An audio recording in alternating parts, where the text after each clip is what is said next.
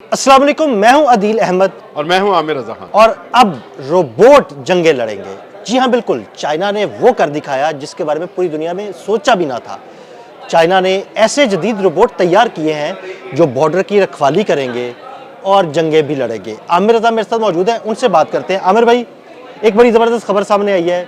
China ने कुछ ऐसे रोबोट्स तैयार किए हैं जो बॉर्डर की सर्विलेंस करेंगे और दुश्मन के खिलाफ जंग के मैदान में भी कूद पड़ेंगे और उसका भरपूर मुकाबला करेंगे। और देखिए, पहली बात तो ये है कि दुनिया जो है वो वाकई में एक ऐसे दौर के अंदर दाखिल हो रही है जिसमें इंसान से ज़्यादा रोबोटिक जो है काम होंगे, यानी रोबोट ज़्यादा काम करेंगे, इंसान का काम जो है वो कम से कम होता जाएगा।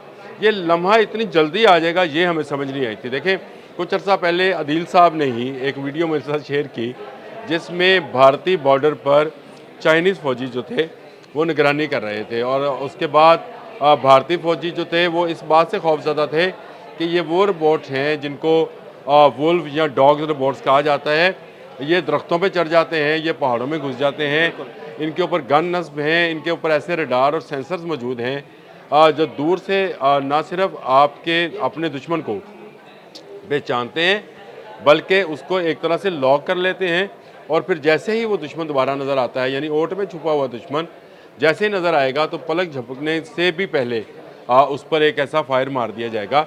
अब चाइना उसके अंदर मज़ीद जो है तरक्की कर गया है, और उसने वो जो हम कहते हैं वुल्व्स या डॉग्स रोबोट्स हैं, वॉर रोबोट्स जो हैं, उनकी जगह ह्यूमनाइड रोबोट्स जो हैं उनको इंट्रोड्यूस करवा दिया है। और ये सिर्फ चाइनीज़ गवर्नमेंट इस पर काम नहीं कर रही थी इस प्रोजेक्ट के ऊपर, वहाँ की प्राइवेट कंपनीज भी इस पर काम कर रही हैं। वहाँ पर एक कंपनी है जी, यूबीटेक, और यूबीटेक ने अभी हाल ही में वियतनाम के साथ एक मुआहिदा किया जिसके तहत $37 अरब के ह्यूमनाइड रोबोट्स जो हैं ये फराहम किए जाएंगे, जो सरहदों की निगरानी करेंगे। ना सिर्फ सरहदों की निगरानी करेंगे बल्कि जो सामान की तरसील जो कि स्मगलिंग है उसकी रोकथाम करेंगे। वेपन्स इनके पास होगा 24/7, यानी इनकी कोई शिफ्ट नहीं होगी, इसकी सिर्फ एक शिफ्ट है, और वो ये है कि ये बग़ैर किसी इंसानी मदद के सातों दिन 24 घंटे चलते रहेंगे। ये यानी ना कोई शिफ्ट और ना खाना पीना, ना कोई इंसानी ज़रूरत, कुछ भी नहीं। वो जैसे ही डिप्लॉय करेंगे ये अपना काम शुरू कर। अदील साहब, ये सबसे बड़ी अहम बात ये है कि ये खुद को चार्ज भी करेंगे।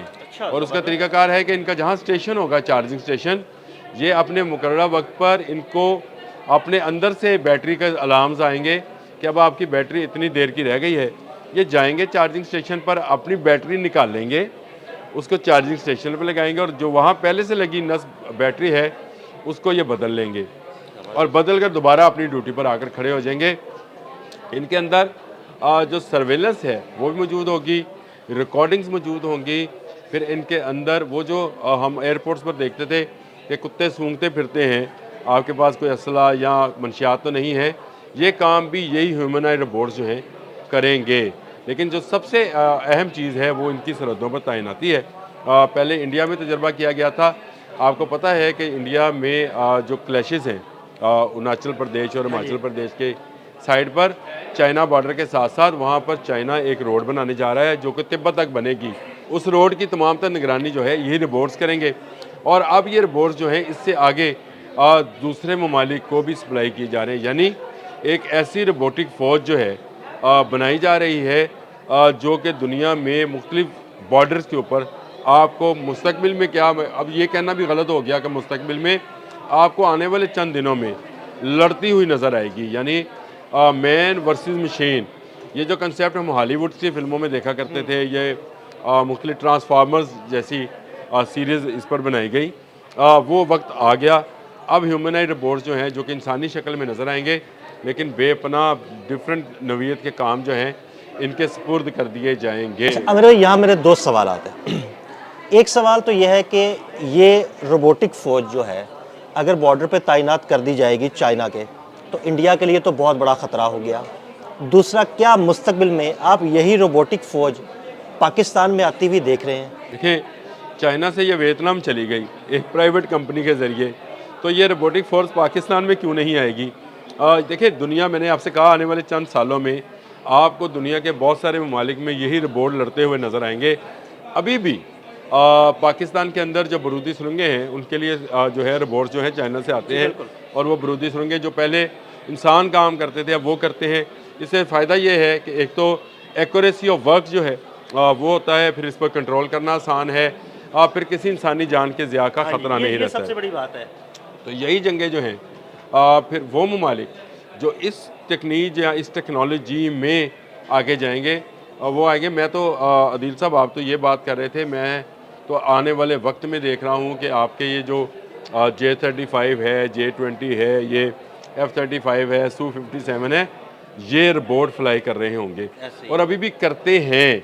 अगर आप ड्रोन्स को समझ लें तो ड्रोन्स भी एक तरह से रोबोट कंट्रोल्ड मशीन है जिसको रिमोट से आप कंट्रोल करते हैं, चाहे वो सेटेलाइट से करें चाहे किसी ज़मीनी टर्मिनल से करें, लेकिन रिमोटली आप उसको कंट्रोल कर रहे होते हैं।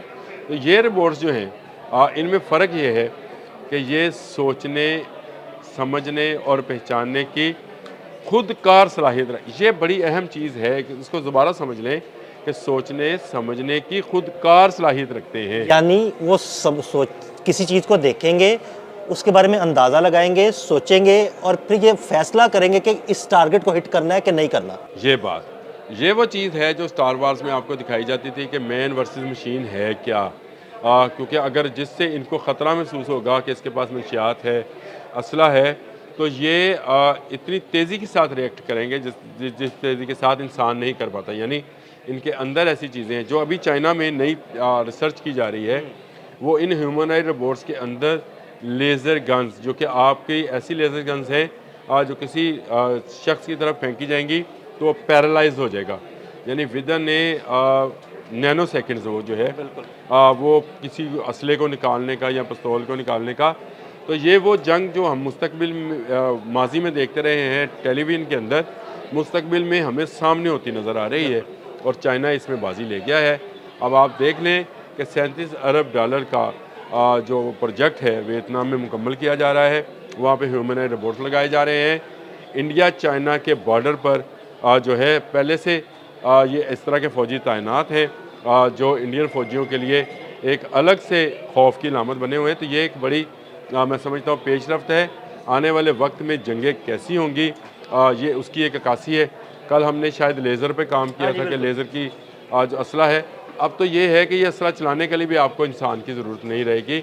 ये असला भी खुदकार तरीके से इन्हीं रोबोट्स के ज़रिए चलाया जा सकेगा और दूसरे मुल्क को तबाह व बर्बादी का निशाना बनाया जा सकेगा। बहुत शुक्रिया आमिर रज़ा जी। बिल्कुल, आमिर रज़ा ने ह्यूमनॉइड रोबोट्स के बारे में बड़ी तफसील के साथ आपको बताया और ये भी बताया कि मुस्तकबिल की जंगें यही रोबोट लड़ेंगे।